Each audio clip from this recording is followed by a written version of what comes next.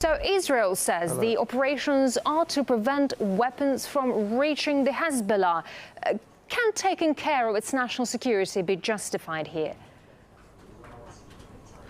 Well, Israel has an interest in preventing Hezbollah getting the weapons, but the broader context is not just Syria, but also Iran. And I think that's where Turkey is caught in an awkward place, because Turkey, as your viewers have been hearing, is a historical military ally of Israel with a lot of cooperation between the Turkish military and the Israelis. But it also is a largely Islamic country, and it also borders Iran. And it could be a conduit for a potential airstrike into Iran through its own airspace that would make it much more difficult for the Iranians to detect something coming from Israel.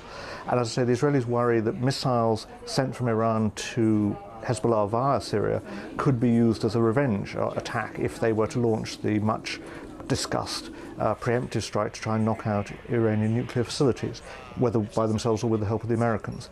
And so I think that's the broader context, as well as what is actually happening inside Syria and the tensions between the Turkish government and the Syrian government, the Turkish government obviously being one of the key sponsors of the anti-Assad forces.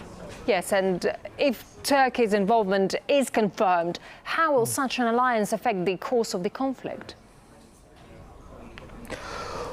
Well, I think the problem both for Turkey and for all the supporters of the anti-Assad forces is the relative weakness of their people on the ground that they're backing, partly because they're very divided. After all, this incident at Latakia came not long before the murder of one of the leading Free Syrian Army officers by so-called Al-Qaeda groups in the same area. So we see that within the Syrian so-called civil war, there's a civil war between the various rebel groups. There's a struggle for supremacy and for control of the weapons supplies which are coming through Turkey.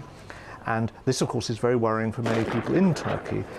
The bomb attacks on the southern city of Rehanne was a big alarming signal, because people fear that the civil war could spread from Syria into Turkey, not least the religious sectarian war, because the attack was on largely Alawite type people, the sort of religious background which of course President Assad in Syria himself has. So the Turkish government, many people fear, is playing with fire by not simply permitting refugees to come into Turkey, but by permitting foreign fighters and weapons to enter Syria. Some of those people are not necessarily going to be very docile towards Turkey, not least towards the minorities in Turkey who they regard as allied with the Shiite Alawite groups that they hate in Lebanon, in Syria and in Iran. Does it probably mean that Ankara is asking for trouble in the region if it has revived its ties with Tel Aviv?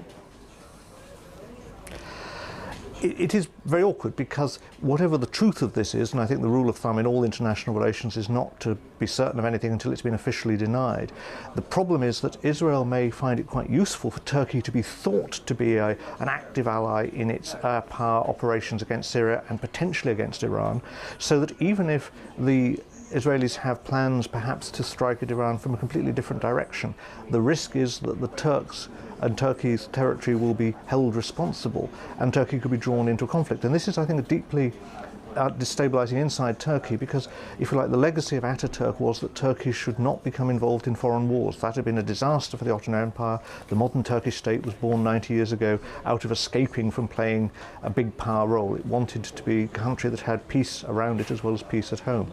And now the religious sectarian element of being drawn into a conflict between Sunni Muslims and Shia Muslims, but also perhaps being drawn into an Israeli-Iranian proxy war, is, I think, a very destabilizing thing actually for Turkey. And it's of course partly just a fact of geography, but it is also partly a matter of decision by the government to take sides, albeit at arm's length, and that decision could yet backfire very badly. All right, Mark Almond, historian and Middle East expert, thank you very much indeed for speaking to us. Thank you.